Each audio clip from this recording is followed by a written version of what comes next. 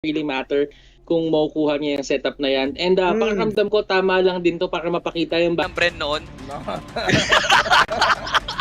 Here we go, guys. BREN Esports versus SUNSPARKS. I just want to pinpoint the fact that this is a battle of old champions and new.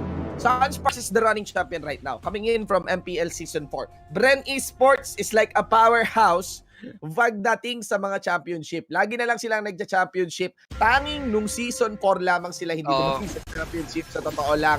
And ngayon, they have the opportunity to get back into that pool. So, eto na po yun. Going into the draft, paring Prof B, no? Sabi natin, agawan ng buff.com to, pero mukhang mirror muna. Mirror muna.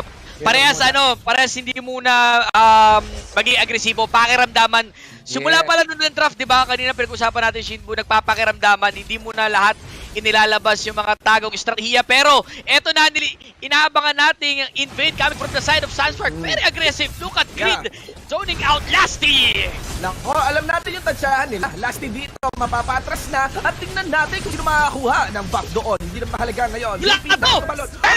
First blood, mga kaibigan. Ejector! Pada ng leading ejectorin, ladies and gentlemen. Ribo na rin na matras din. JP nakakatakas nga. It's still gonna be the casualty. First blood na nakuha dito ng BREN Esports against SUNSPARKS. Di pa pala tol, 1-1 doon. Grabe to, Profi. So, may pasok naman dito, Rafflesia and Injector mismo sa loob ng tower. Pero nauna pa ang makuha dito si Gusion. Palitan na palitan, tuwa ng ating score. Grabe. Ang dami pula doon na, kumbaga, meron pampadulas, pero kulang sa pambara. Nako po. Sinasabi ko pa, naisip ko pa naman kanina, isa lang naman ang taong kilala kong hindi mahilig tumansya eh. Ikaw yun eh. Wala tadya. Well, anyway, I just want to pinpoint that the one who got the majority of the kills, or actually the good part of that kills there, is Coco. Pero, ang threat kasi dito is yung funnel hero. 2-0-0 para kay JP naman. At si Lasty dito pipilit dumaan. Depensa sa torre sa may tasan. Pero di na mahalaga yon dahil natasahan yung blade dito kaagad ng ating Ling. Double kill to be secured by that funneling. 4-1 as early as 2 minutes. Nag-i-scale up dito yung Ling. Walang respect band tayo nakita. Alam natin, simulat sa pool, di ba? Papasok pa lang actually ng playoff. MPL season 5. Pinag-uusapan ng Ling dito ni JP. Gamay na neto ni JP yung Ling, pero mas gusto nila yung pinaghandaan nila si JP, I think. Hihintayin natin yung sorpresa na inaabot dito. Ribo being zoned out by Grid. Kaliwat kanan, Rafflesia pinukpok ng kabayo. Grid sa likod. So may batay dito mga kaibigan. Umikot agad ng last insanity papunta kay Coco sa likod niya. Torching back yung magba dito para di na magagayon. Swords of Revealing Light coming in from JP. Habol ka agad mula few, pero hindi. Kumulang nakakuha ng talon yung akibahin natin doon. Habol mga membro ngayon ng SUNSPARKS. There's the jumps coming in from KelVJ na binati ng patalim mula kay Few. Stun on to the Gusion. Skin ka pa. Pahingi naman yan. Ladies and gentlemen, that would be it. You're slain there by the Hylos. And JP is back. Look at that exclamation reward. Inahabol pa si Ribo. Tumatakbo na rito. Takbo bandang likuran. Sa lubong man ang apoy. Si Grid sinusunog. Ma-overcook ata. Grabe naman. Sulit na sulit. 8-3 bigla. 2 minutes forward. And that is 4 minutes. 8 kills na agad. Yes, and tol, that is the running strength talaga ng Ling eh. Mas madali nakakabalik sa laban yung Ling eh. Alam mo yung akyat bahay? May nakalimutan yung cellphone. Bumalik ulit. Bumalik. Ganun lang eh. Bumalik ulit. Compared to Fuse here, na yung Gusion, isang pang entrada lang yung pwedeng magawa. Mas mataas yung chance na makabalik si JP dito. He just need to get into the range of the turret. Kapag tinantanan siya, baka pwede pa nga lumingon. Buti na lang meron tayo, nagre-recall na ngayon. And still, Ribo was able to get divine judgment on the X-board of Grid. Hadid bin na may dagdag buhay dun si JP, baka bumalik pa talaga yon. Oo, baka bumalik pa, pero pulado nung kanina si Grid. That's a clutch hatak. Buti merong hatak that time si Ribo. We're able to take something na, kasi dapat ang gusto nila si JP eh. Kumawala. And napansin ko kanina, kay JP? Lagi na lang sinusumbos JP pero payat eh.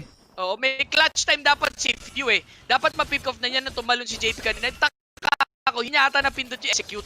Sabi ko, bakit hindi nag-execute? Kaya nag-overextend sila. Kaya pala. Pero ito, Hindi siguro sanay na ginagamit yung yung spell pang kill, no? Di ba, dati nga nauso dyan, retrieve na din ngayon, parang nagkakaroon ng popularity yung ating execute. Pero sige, Coco dun na maalam naman ngayon. And of course, there's gonna be the SUNSPARKS coming in mula sa ating fusion. Lahat nilapag na. Nung pagbalik na wala, yung may hari ng mga patalim noon. Here comes Biga, na iwan din si Grid dyan. And I think meron naman siya madadaanan pa, Blake. That should be it for this skirmish. ama na muna. Sabi, tapos na yung pakiramdaman, balog buga na dito, kaliwat kanan. Yung harapan nila, dito na sila natin susuntukan. Every time na may lumalabas na buff, inahanap nila yung oras, tsaka sila magsusuntukan doon. Ever kung sino man makauna, still a good sign na sama may maliit na kalamangan. Wala nang luto-luto, ready to eat na tong dalawang team na to. Ang masarap sa mga comps na to nung nagkapakiramdaman na talaga, aagawan ng buff.com yung magiging kwento ng laro ko. Willing na ilaban talaga. Hindi namin i-mirror. Sige, sabayan tayo. Sabayan sa early. Ang problem ngayon, na-snowball si JP, and it's very, lazy to account na lang na, ay, lamang na yan, okay na yan si JP. The best way to go for this is antayin nyo si Ribo, no? Baka makakuha ng hugot kay JP dito, pero there you go. Ultimate, wala kay Raflisha.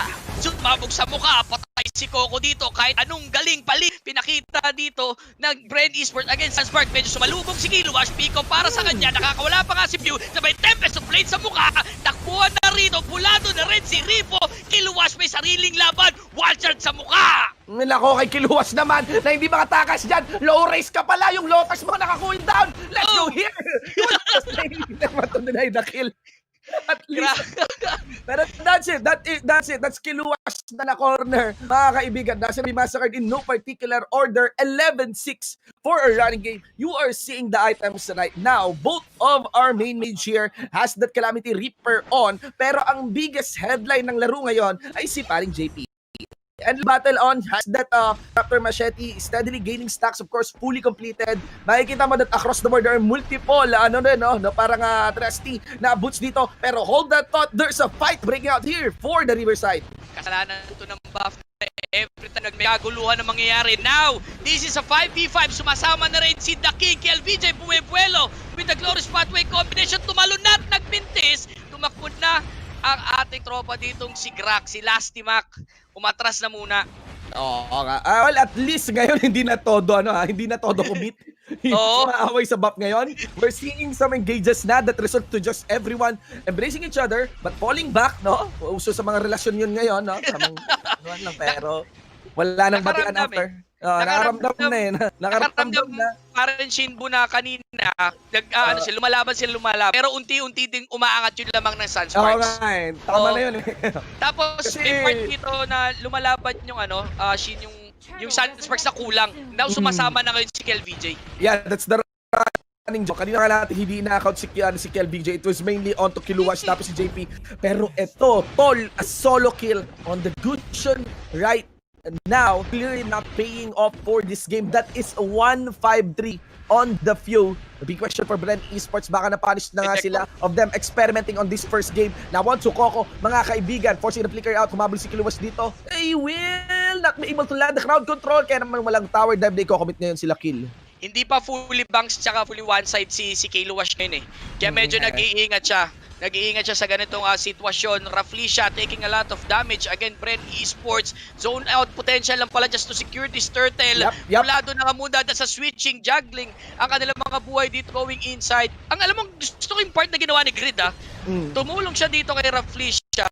Habang si Raflisha, alam mo switching, they're getting a lot of damage pero na-maintain nila yung zone out, yung zone out, yung tulak, Iano mo lang, pass and damage lang, kumbaga, aray, ikaw naman. Pero ramdaman mo umara yung teammate mo, di ba? Ganun naman.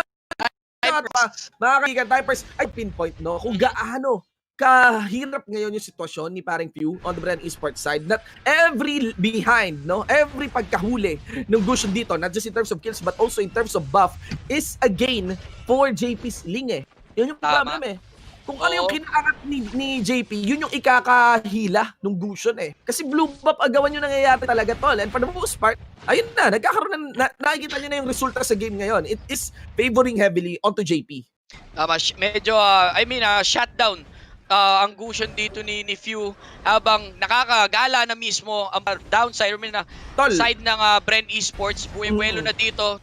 Walang defense. Walang Nasaan ang defense. buong BREN Esports? Yes, tol, wala pa silang naitutulak na kahit anong patore dito against SUNSPARKS. Ladies and gentlemen, SUNSPARKS has taken their very first inner turret here. Now, eyeing to converge on this outer turret in the mid. Nandun din naman yung BREN Esports. They're planning to defend this one, pero baka maging awkward yan. Lasty na sumubok dumaan. Nakompleto niya naman. Now, let's see. Roughly siya sa may likod. Panang dito ngayon, onto that lance now, ejector coming in from Coco, habang si Lasty kumukuha ng attention mula doon sa mga taga-SUNSPARKS, and I think that's it. Kailangan talaga huminga ng BREN Esports dito. I do believe na hindi talaga sila mananalo doon if they commit to that fight. 4v4 man o 5v5. Tama, hindi sila nananalo sa mga ganun silent clashes. Pero look at that, the burst coming from the side of SUNSPARKS. Few is down, Tempest suplik sa mukha. Coco will bail out, pero I don't think so. Makakaligtas ka pa ba? Double kill, and masyadong malalim si Raflesia. Bawat kabanata ng strategy nila, alam nila yung pahina. Pero tol, sa trade di ba? Ito na yan Ito na yun. Yeah, I mean, it is quite ballsy to declare, but this is supposedly a game na for SUNSPARKS, guys, no? If you really want to have BREN Esports get a comeback, you need to make that seller settle mula kay Lasty. Walang iba. Yes, they have a pick-up composition. They have Rebo. That on this level of play, tol, you won't expect na may siguro may mga maliligaw pa isa-isa, pero laging may punishment yan laging may kapalit Kailangan BREN Esports is one moment there to really get a very big win, a clear win that even the very lowest of rank sa ML may intindihan na BREN yung nanalo doon. Exactly. Maganda lang sa side dito ng BREN Esports. Yes, nakikita natin lamang na lamang ang SUNSPARKS as of now. Pero hindi rin naman nila na-shutdown totally si Cardsi. Yun nga hindi nila napupugo. I mean, hindi nila na-pick off talaga. So yung gold niya, hindi man ganun kalaki yung nakukuha niya. Pero tuloy-tuloy pa rin yung pagpa-farm niya. Yun ang kailangan natin hantayin, yung patience coming from the BREN Esports na pinakita nila yesterday. Na si Cardsi mismo ang nagpakita.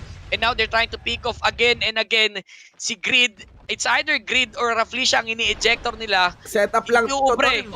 Setup lang to. Tingnan mo yung pwesto ni Luwash. Pang Lord setup talaga. Namamwersa, napapressure doon sa may mid lane side so that they can convert it. Sabay liko, papuntang Lord. Yun yung problem ngayon. This is no surprise. Again, BREN Esports would really have to take the defense on their inhibitors, no? Pero ito, they need to survive this. Ang peralas, insanity ng bati dito ni paring tapos lahat ng focus ng membro ngayon ng SUNSPARKS would be onto that inhibitor turret on the bot. Tapos meron pa, lumipat doon sa may mid lane naman ngayon mga kaibigan, hindi pa nababawasan ng significanting health. Etong mga membro, etong Lord natin that is almost to the base of BREN Esports, and just like that, dalawang pinto sa basing militar dito ng BREN Esports ang mamamaalaw. Wasak ang dalawang pinto, ang bilis biglang liko. Akala mo yung tropa nating si Rob Luna. Isa sa mga pinakamagaling sa biglang liko. Going on to the top lane, huling Torre na nakatayo. Tignan natin nasa na depensa come from the side of BREN Esports. Pero ito may minion, Last Insanity mismo sa tatlong miyembro ng BREN Esports. Sumabog sa buka, Lasty will fall. Pula doon si Cartesi, uwi at ang luhaan. Nakuha pa nga dito